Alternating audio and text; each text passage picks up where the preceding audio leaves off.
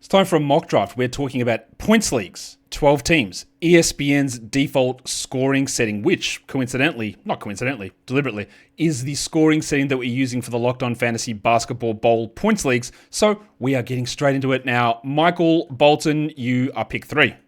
Thanks, Josh. It's Michael Bolton here, and it's time for another episode of the Locked On Fantasy Basketball Podcast.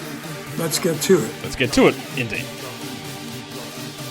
You are Locked On Fantasy, your daily NBA fantasy podcast. Part of the Locked On Podcast Network, your team every day.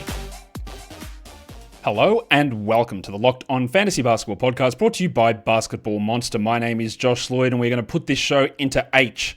I'm also the lead fantasy analyst at basketballmonster.com, and thank you for making Locked On Fantasy Basketball your first listen every day. We are free and we are available on all platforms. Locked On Fantasy Basketball Bowl link is up. It's in the description. It's in the QR code on the screen. It's linktree/AlloFB Bowl. All new leagues get released. We put there. We've got a points league available. We've got head-to-head category league available, plus a draft and stash, no waiver move, no trade during the season. Roto format has also now been released. That is currently there. There'll be new ones released all the time. What order they're in and when they're coming, I don't know. Well, actually, you know what? I don't know. I'm not sure when I'm putting them out, but they will be coming. But that is where you find all the information for those. We are here to talk about a points league mock draft. I'm going to be picking pick number 12 in this 12-team ESPN Points League mock draft using ESPN scoring, where there are punishments for efficiency. You get 2 points for a field goal made. You lose a point for a field goal attempt. You get 1 point for a free throw made. You lose an attempt, or you lose a point for an attempt. You get a bonus point for a 3. You get 1 point per point. There's more points for steals and blocks versus Yahoo, so there are differences. Efficiency does matter a little bit more. It is still majorly driven by your scoring ability in a fantasy points league and ESPN scoring, but we've done a Yahoo points one, and now we are doing an ESPN one. So we might as well start to get ready. But so there's no interruptions during the mock. I'm going to tell you now today. And this episode is brought to you by 5 Hour Energy, and maybe I'm going to need some 5 Hour Energy because I need that caffeine to get through these mock drafts, and caffeine just got a flavor upgrade. 5 Hour Energy Shots delivers tasty caffeine in 17 bold flavors. Each 2-ounce shot packs the caffeine of a premium 12-ounce cup of coffee plus B vitamins and nutrients with 0 sugar and 0 crashes. One of the best things about it not only is the taste and the caffeine and the energy, but how portable a 5 Hour Energy is. Little bottle, put it in your pocket, put it in your car, put it in your glove box, put it in your trunk, put it in your cargo pants pockets, whatever you want to do. You know that it's there when you need it, and so many great flavors, new flavors, classic flavors. Try something new, go to the old classics, whatever you want. You're going to have that caffeine that tastes great. So enough with the boring and flavorless caffeine. It's time now to grab or give your caffeine a flavor upgrade with 5 Hour Energy Shots. Get your favorites that you love or be bold and try something new in-store and online at 5hourenergy.com or at Amazon today. Today's episode is also brought to you by Monarch Money. Most people can't name all their financial accounts or even what they're worth. It might be their 401ks, their properties, investments. And if you don't have that full picture of all of your money and your finances, well, how can you actually get yourself to a better spot?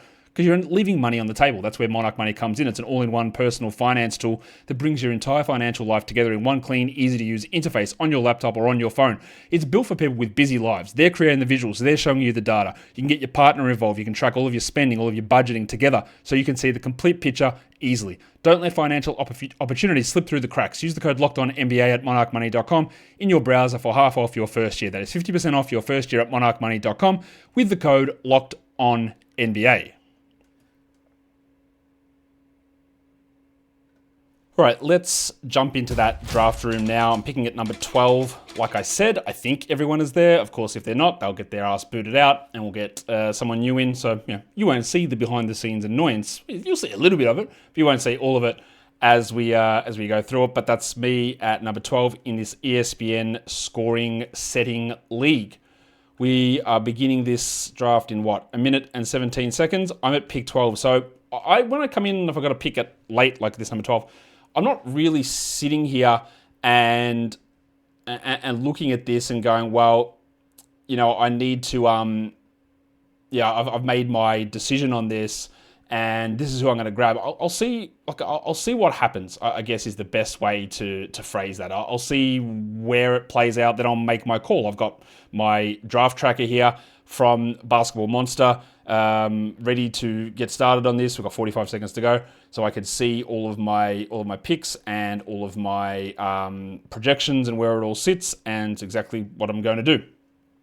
So, I'm not sure. Yeah, so there are guys that I'm hoping for to get at this spot. And again, I like to use Fantrax for these mocks because it's a lot easier to be able to sort out. The commissioner tools are just a lot easier.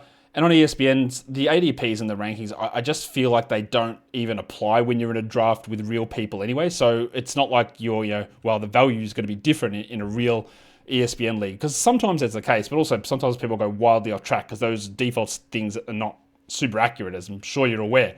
But we are off and ready to go. I'm very certain this is going to be Jokic at number 1, and I would say it's Yanni at 3, or Wemby at 2 and Yanni at 3 would be my guess. So I don't know what happened on the screen there. Shai went at 1, but he didn't appear on the board, so I'm just going to try and figure out what's happened there. I love it. Love a little display glitch early on. So Shai went at 1, which is also incredibly curious. That doesn't make any sense. Why would that be the case? And Jokic goes at 2, so that's an absolute steal for the big fella there. Why is that screen? I'm just going to refresh that. There we go, that's better. Wemby goes at 3. I'll tell you why I don't like Shai going at that spot. Last season in ESPN Points Leagues, Shai averaged 58, but Jokic averaged 70. Right, it's a big difference. Now, you know that there can be some schedule issues with Jokic, and I think his minutes are going to come down, but that is a big difference. But also, you can actually win from this without too much problem. Shai at 1, Jokic 2, Wemby 3, Doncic 4. Badfellas is picking at 5. He better make his pick because this is a very clear Giannis pick. And if he doesn't, I'm going to be annoyed. What are you doing? Well, he did pick Giannis at 5. Good work. Giannis is probably the number 2 or number 3 guy in a league like this, so there's a good value in that selection. Now, obviously, is where things start to get interesting in basically any league. I think it's probably going to be Cade here. I push Trae Young higher in this sort of a league versus a category league. I think Anthony Edwards probably should be considered lower in this sort of a format. His ESPN Points League numbers last season were only 44 a game, so that's not super strong. I wonder what Little Chungus does here. Yeah, Cade is the answer to me in that spot. Cade averaged 49 last season. 3 points is not a big difference, but it is important. It is useful, and the general idea that Edwards and Cade go 6 and 7. So I wonder if they happen here. Like, that shouldn't necessarily be the way it is in an ESPN points format. Like on ESPN, Ant Edwards' ADP is 6, which doesn't really make any sense to me because he's not really that good in that format. I like what Damo did there, picking Trae Young at 7, and then we got Dave picking Davis at 8, which Davis at 8 works if we have confidence in his health, which we don't, but if we did, then we'd be okay with that there. Now it's old Timbo here at number 9. This is, again, where we start to get difficult decisions. It's probably Booker to me. Wow, that's... Okay, Amen Thompson there is... All right, Amen averaged 37 a game in 30 minutes last season, so I get it. He's going to improve. I wouldn't have done that. I think Amen is close to being like 12 maybe, but not there. I wouldn't have done that. Booker goes at 10. That is a reasonable pick. Very reasonable pick. I think that we're looking at Harden around this area now. And I am surprised that Edwards hasn't gone, but I'm guessing that these guys are... Yeah, there you go. Edwards at 11. Cool. Go with that. I'm happy to get Anthony Edwards at 11. I think that's the right spot. It's my pick. I better bloody make the pick. I think I'm going to take... Am I going to take Jim Harden here? I am. And then what am I going to do? So Harden goes there. Now the question is, do I take Giddey? Might as well. I know that you'll hate it, but I think my projection for Giddey in ESPN Points Leagues is like better than this. So I'll happily take those two guys there. The other one that I was considering there was Kevin Durant. Jalen Johnson, Donovan Mitchell. They're the guys that I would consider there. Durant goes with the next pick, which is a really solid pick, to go with Anthony Edwards. So that's a really good start from Freaky Lou. He did get Edwards falling down to him based on where a lot of the time Edwards gets drafted, but I do think it's the right decision there. My highest projected player at the moment is Zion Williamson. Now, if I had gigantic nuts, and I don't, I go little, like the peanuts, right? They're tiny. I would have considered Zion at the turn, but I'm 100% not doing that because that's given his hamstring problems. I am very concerned about it. You get 65 games of Zion, he'll be a first round player. I'm very confident of that. But yeah, wow, someone did take Zion. Timmy went with the men and Zion. Timmy, that is it's definitely a strategy. It's a strategy. Yeah, I don't know, Tim. We'll see, man. I'm putting Ja Morant in my queue because I do think Morant needs to start being considered here. Sabonis is, what was Sabonis last season? 13th in ESPN points. I do think that's a fine area for him. Steph last season was 20th. So again, these are reasonable picks. Steph goes at 18. The top of my board at the moment is Morant, but then it's Don Mitchell, Jalen Johnson. So who's going to, now this is third round reversal, so I'm going to have pick 25. We're a long way away from that, though, at this point. So I'm going to put Mitchell into my queue. I doubt he makes it to me. Towns is the currently highest sitting player. Oh, Jalen Johnson goes. Cool. Towns is sitting there. Now, Towns is not super strong in this format, I don't think. Now, again, to be fair, he was 11th last season. I don't think he replicates that. But we are getting into an area where we do have to be looking at Towns. And also, the differences in projections here between like about 10 or 12 guys to me is like 1.5 to 2.5 points. Paolo Banchero goes at number 20. Now, Paolo's value in Yahoo points is better than it is in ESPN points. He was 36th in ESPN points last season. But if you look at the period before his injury and the last section of the season, after he sort of was back after the injury, he was better than that. So I'm not completely against that decision. LeBron goes at 21. Again, totally reasonable here. I think Scotty Barnes has got to start to be someone that I take a look at. So I'll just throw him into my queue. Şengün goes at 22. Do I have Şengün there? I've got Şengün a little bit lower, but that's okay. But yeah, Morant and Don Mitchell. Do I take... Okay, Ja Morant would be a concerning pick, just from an injury perspective. There goes Towns. I like that one. So now it's 24, then it's me. I think I'll take Don if he's there. Or do I take... Well, someone just went. Jaren Jackson went at 24. Well, I wouldn't have done that. I'll take Don Mitchell at 25. And I'm pretty happy with that. I had him as a top 20 player here.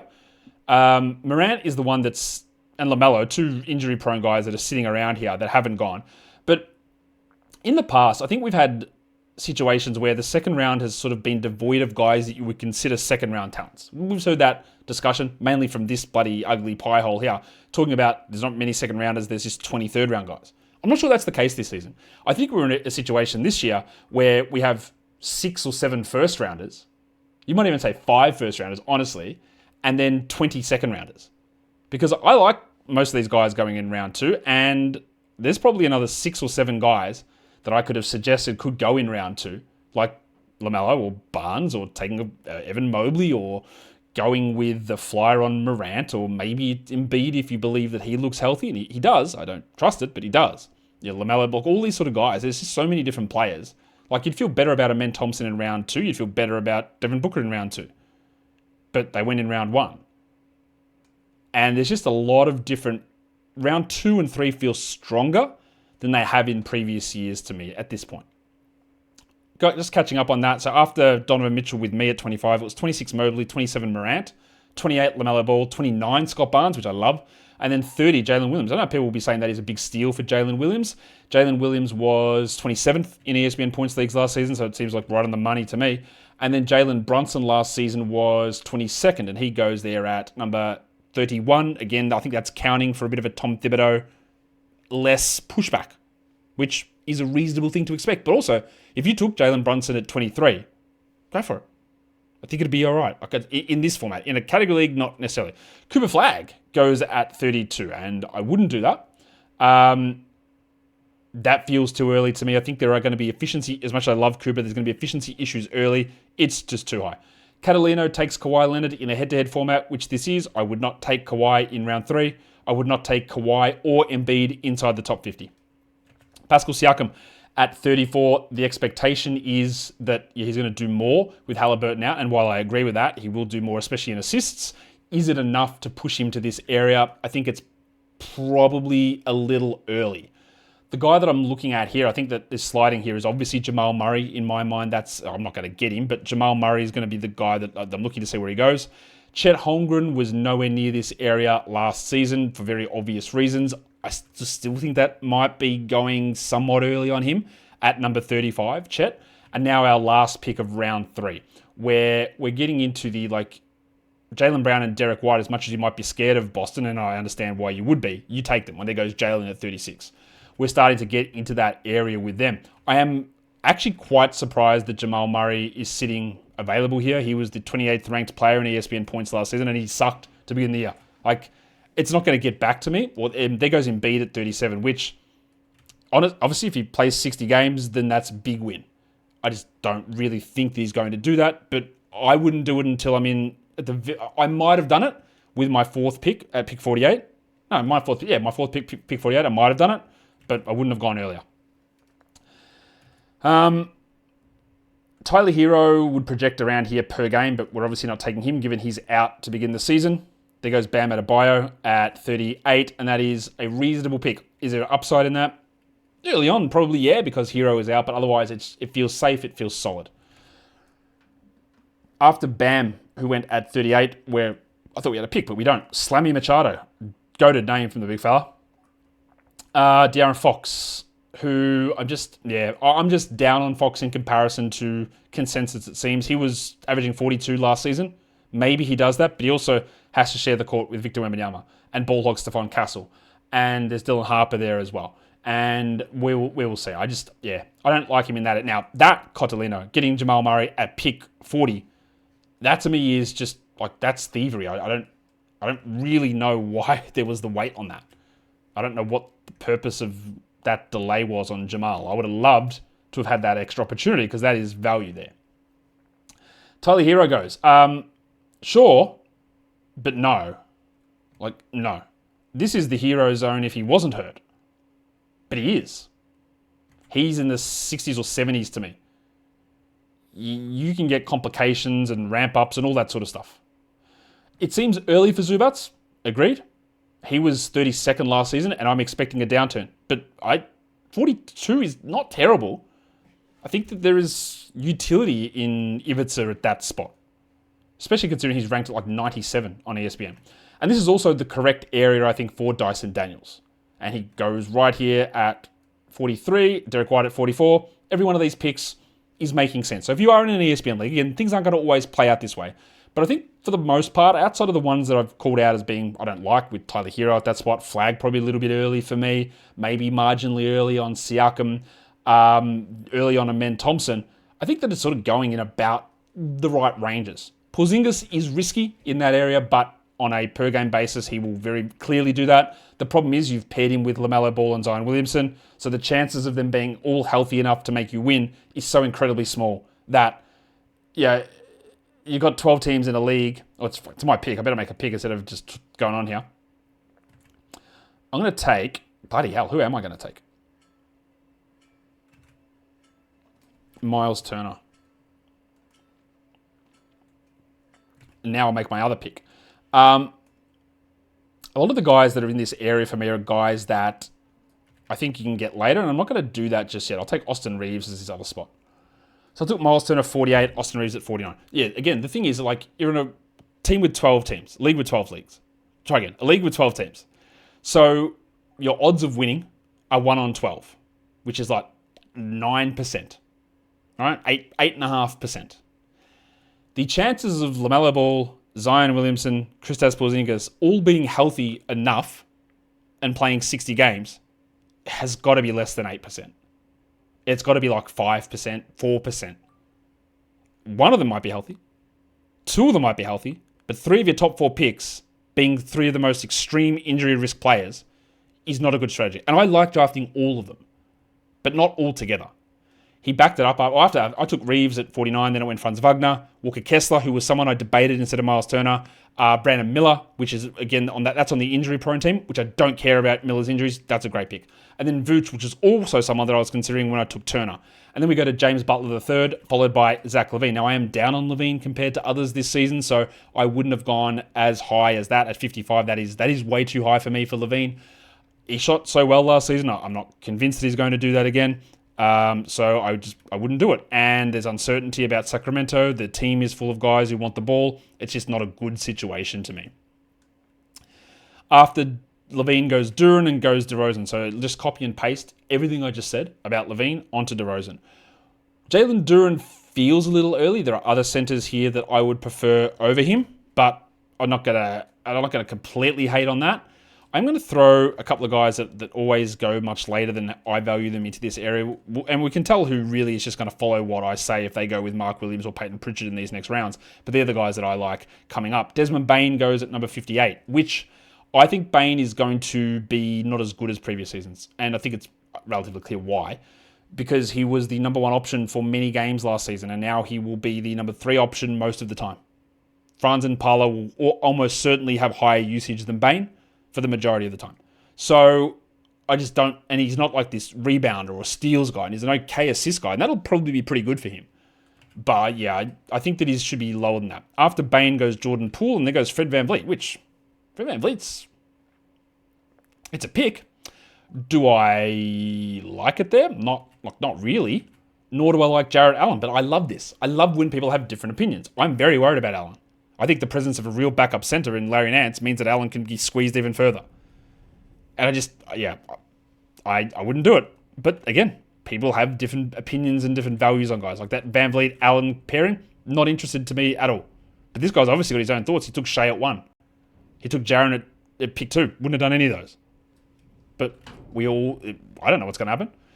I don't hate the VanVleet one that much. Like, I don't love it. I also don't like that Jordan Poole pick, by the way. But I do like the next one to a degree. I like the OG Anunoby pick. There are a couple of guys floating around here who I am very interested in getting if it comes back to me. Kobe White's one of them. Emmanuel Quickley, we're getting into a good territory as well. Ah, there he goes. Well, I'm not getting Quickley, am I? Lauri Markkanen. Yeah, look, it's not bad. Probably 10 other guys that I would take in front here. Mark Williams, there you go. Bad fellas.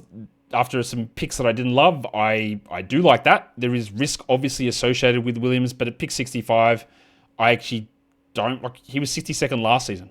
Like, I'm good with it. Darius Garland goes here. The injury to start the season worries me somewhat. Julius Randle, well, he was in my queue. I don't like that one going. We're also getting into Jalen. Oh, Kobe White, damn. My guys are going here. I'm putting Jalen Green in my queue. Like, I really like Peyton Pritchard coming up here. I don't think I'm going to do it. Just because I think I can let it wait a little bit. DeAndre Ayton goes. Now, I've criticized some of your picks, Timbo, but the Ayton one is pretty solid. I like it. I think I'm going to take... Like, Jakob Poeltl also is projecting really well for me. Well, he's gone now, so I'm guessing I'm not picking him. Do I take Jalen and then... I've got 2 picks, haven't I? Do I take Jalen and Pritchard? Do I take... I can't take Poeltl. I've got 1 center, so I don't need to fill that spot. There goes Ingram. Let's... All right, what do we do here? I'm going to take Jalen Green there. I need a power forward and a forward eligible player. So maybe I'll get them on my next picks. Do I take Pritchard here? No, I'm going to take Miles Bridges here. Take Miles Bridges. Get me the forward eligible guy. I hope Pritchard comes back to me. I don't need to reach on him. I'm good with that. The other guy I'm going to put into my queue, which I don't think will get back to me for my next pick, which is pick 96, is Asar Thompson. So he should start to go in this area. But now I've got 1 forward that I need to fill. Austin Reeves has already got one of those forward spots as well. There goes Rudy Gobert, which... again, is fine in this spot. I think Alex Sarr would have been a good pick here if I wasn't so worried about the injury that he suffered at Eurobasketball. There goes Peyton Pritchard, someone jumping in on the Pritchard hype train the way that I am. So cool, good for them. I also, I'm going to put Zach Edey in my queue, even though he's hurt. I'm going to put Shaedon Sharpe there because I am projecting him pretty highly, even though I am worried about what role they end up giving him. Matas Buzelis, I think that's a reasonable area for Buzelis. You could definitely wait in a lot of leagues to get him after that, but it's a reasonable spot to pick him. And now we're getting into the second half of drafts. Alex Sarr goes there, which is really good value. I think if we knew that he was 100% healthy, the calf injury didn't look great. So I hope that it's not a significant and a long-term injury. That's my hope. There goes Hartenstein here. I think the Thunder they probably will start with him. I'm not 100% convinced on that, but I think he will be a starter for them. Throw Andrew Wiggins into my queue also. Paul George goes at 79. We're going to get updates flying through in the next week or so about players and their abilities and availabilities to start the season. And I don't think George is going to be one of those guys who is available. There goes Onyeka Okongwu at number 80. Reasonable area to be picking him. I think we're looking at Tamani Kamara territory here too.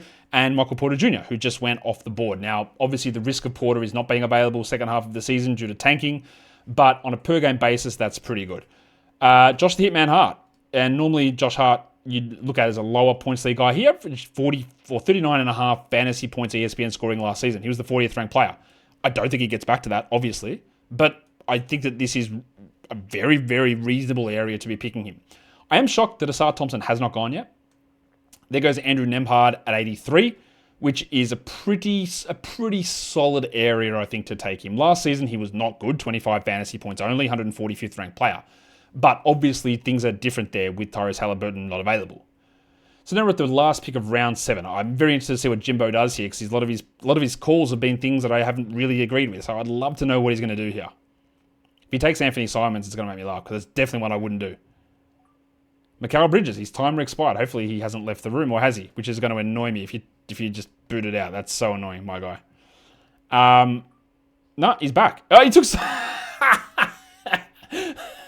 I was only half serious that he was going to take Anthony Simons.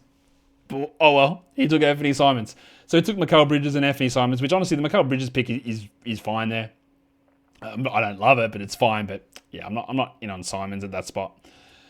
We're getting to a stage here where I've got 4 guys in my queue. Well, there goes Asar. 3 in my queue. And 10 picks to go. Cam Thomas, not interested in him. So go for it, Slammy. Yeah, he will put up some numbers at some point. I'm just a little bit worried about long-term availability here. So, Edey hurt, which is a worry, but I've got him in my queue. There goes Cam Johnson, which is fine enough. I do want Wiggins. I think he might make it to me. What's Wiggins ranked on ESPN? His ADP is 92, so it's about this right zone. I still need to fill one of my forward slots as well. So he helps with that. If we get to it, of course, because Badfellas is winding the clock down. Christian Brown. That was an auto pick. Bad luck. Brown was 89th last season, so I think he does take somewhat of a step back, but it's not bad. Norman Powell at 90. You're expecting the uptick for him to be without Hero. He averaged 32.5 last season, which is about this sort of range of the draft. Well, there goes Shaedon Sharpe, the guy that I wanted. I hate my Gobert pick. Who wants to trade? No one. It's a mock. Tamani Kamara goes next, which I think is a reasonable pick. I'm not sure that there is upside in Kamara at this spot, but it is a reasonable pick. Don't take Wiggins. Rowan Barrett just goes at 93. One of these dickheads is going to take Wiggins, aren't they? I can't believe I'm like sitting here going, man, I hope I get Andrew Wiggins. That's like a real low point in my life. There goes Zach Edey.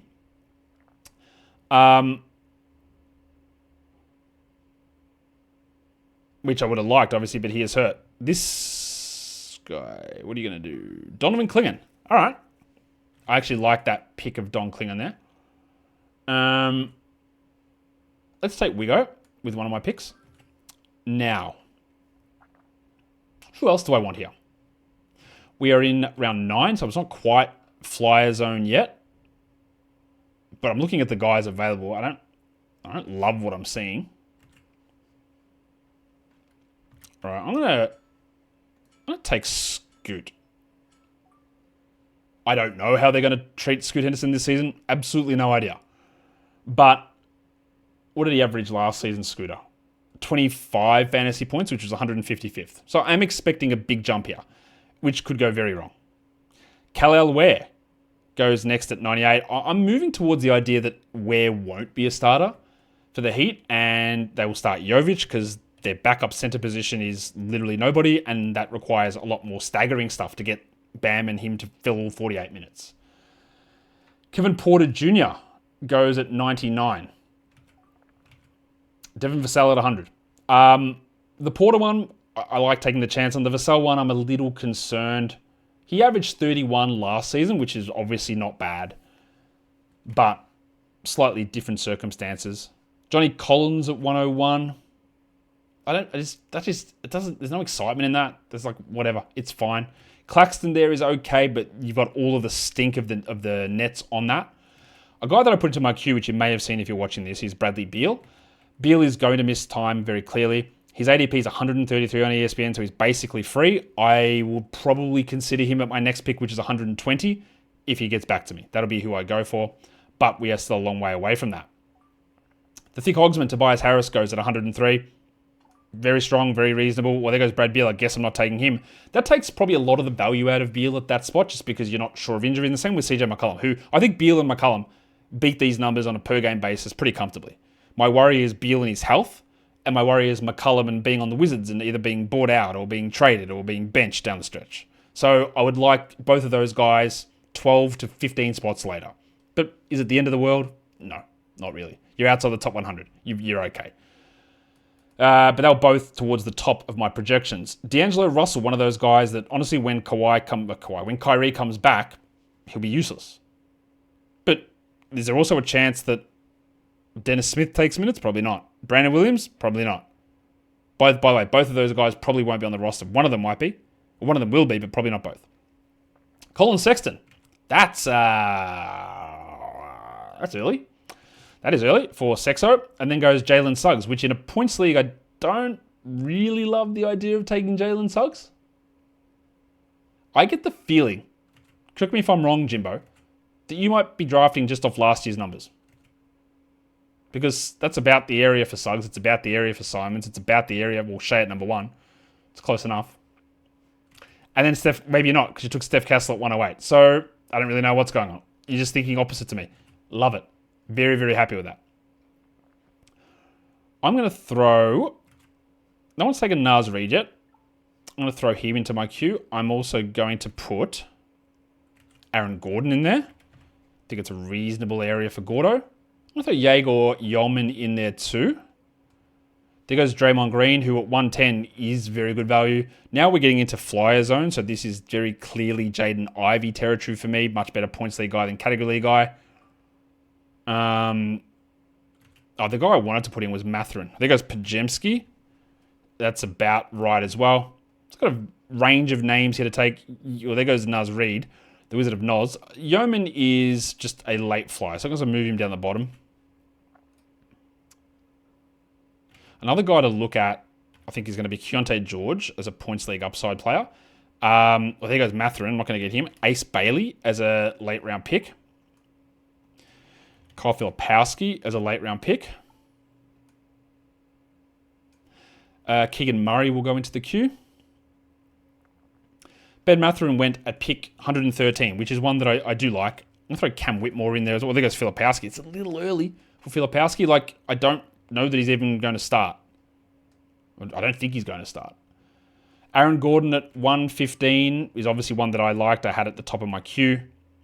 There goes Jaden Ivey, who was also at the top of my queue. I'm going to move Jaeger Yeoman down again because I don't want him getting auto-picked for me.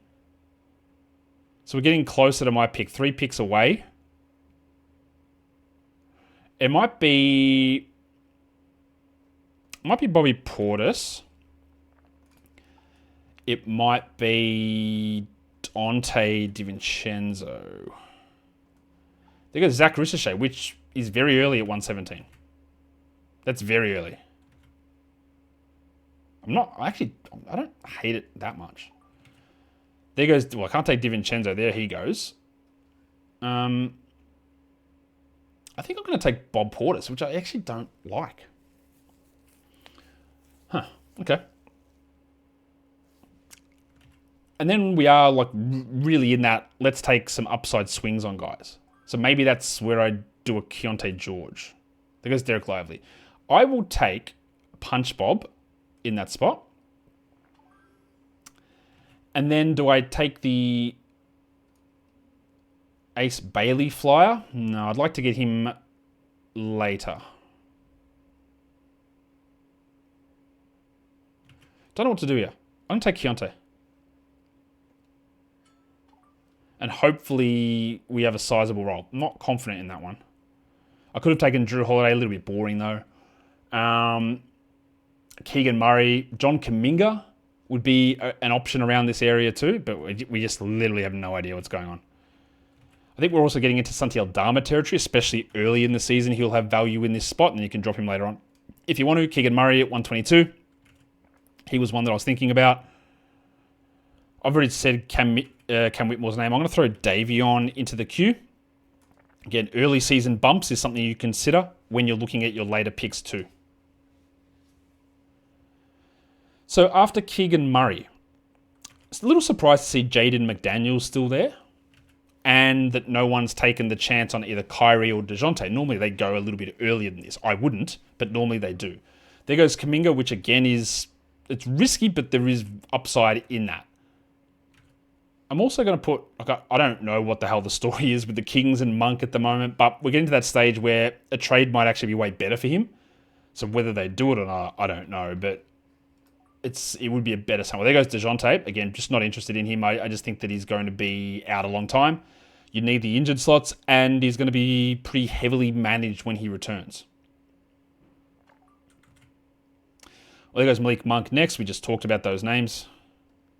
Monk goes at 126, which again, when you compare that to what he did last season, where he was the 79th ranked player, it seems like a big steal. But of course, this team's an idiot team. Like, they brought in Dennis Schroeder. They've been wanting to trade away Malik Monk. So he can very clearly beat this. But yeah, we'll see what this guy... Oh, okay, so Littlest Chungus just taking some upside swings here with Filipowski and Whitmore. They could easily pay off, especially with Bilal out to start the season in Washington. Whitmore might only play 20 minutes, but he might play 28 with some of that scoring pump that you need in a format like this. We are getting into some of the dregs of the draft. And like, as much as we like upside plays, and we do at this point in the draft, if I get back to 144 and Drew Holiday is available, well, that does become upside for me. Isaiah Jackson goes next, so that's very clearly expecting him to be the starter in Indiana. Then goes to Sumu, which I don't really get that one. Jaden McDaniels is much better in categories and points leagues, and even then he's fine there. There's just better ones that I'd like. Jay Huff is going to be one of these guys that, as I go to type it in the wrong thing, like I didn't push enter, push Jay Huff into my queue as maybe the other starter in Indiana, or we're going to put Nemesh Cater in there as well as Boston starting center. So Daniel Gafford goes at 132. I think that's whatever, it's fine, but you'll end up dropping him as players return. Put Yeoman down the bottom. I've got Ace Bailey in here. Now, Bailey's Yahoo Points League value is much larger than his value in an ESPN Points League because of the penalties for missed shots. Bilal goes at 12. He will not be available to start the season. No one taken Tari Eason yet either, which is interesting. I've got quite a list of names here that I can go with. I'm going to throw Davion up the top. There goes Aaron Neesmith, who's not normally a great points league guy, but the situation for him this year is pretty good. Tari Eason, okay, now we're talking.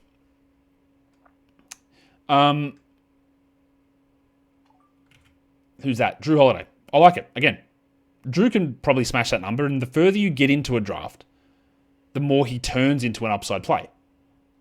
Because an upside play is someone you hope can get you 40 or 50 spots of value. If you get Drew at 130 or 140, then he finishes 90th, and that's worked. Keyshawn George at 137. I guess it's between him and Whitmore to pick up some of that slack with Bilal out. I'm not 100% convinced on on Keyshawn, but I don't hate the pick. I'm also going to have a crack at Scott Pippen here too. Just put him into my queue. Taylor Hendricks, not a very good points league player. Also, no guarantee of significant minutes really at all. I'm also going to put Dennis Schroeder into my queue. Santi Aldama, I like that from you, Damo, especially with the early season with maybe no Clark, maybe no Jaren, maybe no Edie, maybe no all of them. Jabari Smith, I get it. I'm just not going to do that. I don't think. It's not going to be one for me. I've got a lot of options here for my 12th and 13th pick. The Hong Kong mattress, Kaysen Wallace. Don't think I would do that. I like Kaysen, but I don't really see the upside in that pick.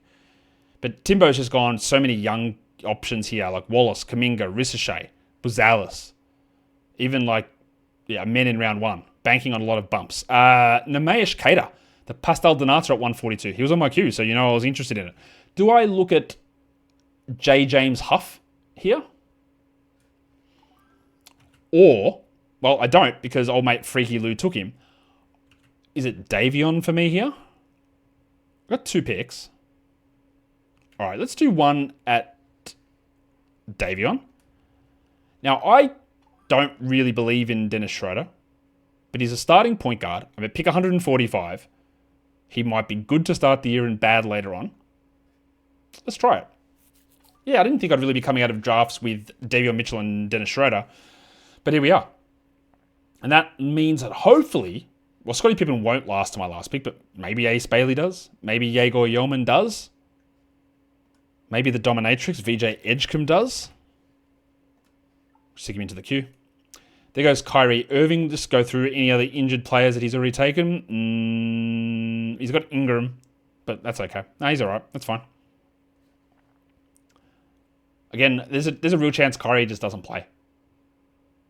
And the problem with someone like Kyrie in your IR, right, is that when you need that IR, you'll be very, very reluctant to drop Kyrie. Meaning it just sort of burns a spot for 5 months. After Irving goes Herb Jones, Kyle Kuzma, Jared McCain. I don't really see the path for McCain at this point. I also saw a Bucks reporter think that Kuzma might be a bench player for the Bucks, which obviously would kill his value. Kill it. If he's even got any at all. All right. Obert Toppin at 150. Totally cool with that as well. I don't think Toppin's got 30-minute upside at all. I don't think you want him playing center much, really, but he should be able to do more than last season. Little Chungus goes to the team called the Lillis Chungus, which I love from him. Keon Ellis, I absolutely despise that pick. Keon Ellis is not a good points league player, at all. And there's just no guarantee of strong minutes. I don't really get it. But we're taking flyers, so whatever. Dylan Harper goes at 153. You're probably going to drop him. Cool, totally fine with that. TJ McConnell goes at 154. I actually like that McConnell pick there. I think that he has the value to actually beat that number pretty comfortably. And then Bub Carrington goes at 155. I'll always remember, sometimes comments that people make stick in my head where someone told me that I was being disrespectful for calling him Bub Carrington. It's a grown man. Why are you calling him Bub? I'm not. He is. It always sticks with me. So Carlton Carrington goes in that spot. And then goes the Dominatrix, Edgecombe, at 156. Again, I had him in my queue. I don't mind it. I'd love to know what else this guy... Oh, he took Bailey. I hate you, Jimbo. That's a very good pick, Ace Bailey there. I don't think that I would do it in a category league, honestly, but I also don't care if you do. In a points league, and especially a Yahoo points league, but that's not what this is ESPN, you look at Bailey higher than this. Scottie Pippen's still somehow around. I would be incredibly surprised if he makes it back to me. I don't know why you would take Nikola Alexander Walker at 158 ahead of Scottie Pippen, or even ahead of PJ Washington, who's sitting there still. I don't know why that would be the case. But they did. Well, there goes Yegor Yeoman. Another one for me to just have a quick look at is Fanapants. He might start for the Bulls. Oh, Chris Paul goes. Didn't really see that coming. I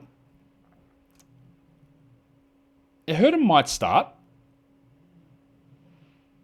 Boucher might start for the Celtics. Really? Maybe? Do I take a flyer on a Hornet? Oh, there goes Boucher. Do I take a flyer on a Hornet center? I worry it's going to be Mason Plumlee. That's a big worry, man. Do I take Lonzo Ball for the early season in Cleveland with Garland and Strus out? Ball averaged 22.5 last season, which is not great, obviously. Trey Mann, bloody, I did not expect that. There goes Chris Middleton. Trey Mann, all right, fine. The big Areola Concanipple, again, taking rookie flyer upsides. I like it. Bryce Sensabaugh, I do think that Sensabaugh has a massive shot to start, and I should have actually had him in my queue, Timbo, so I like that pick from you. There goes Scott Pippen, one in front of me. Bastardo.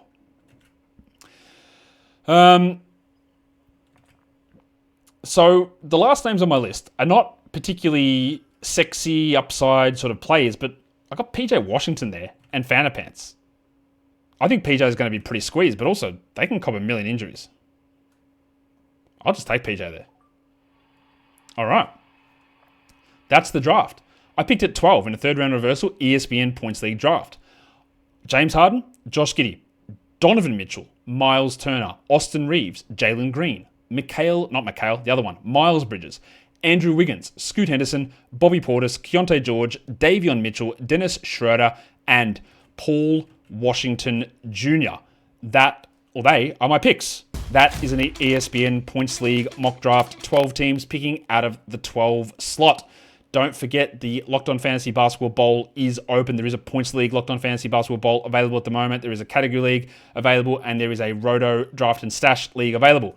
Hit the thumbs up on this video. Hit the hype if you're on the old YouTube mobile app. Subscribe. Leave your comments, guys. We are done here. Thank you so much for listening, everyone. See ya.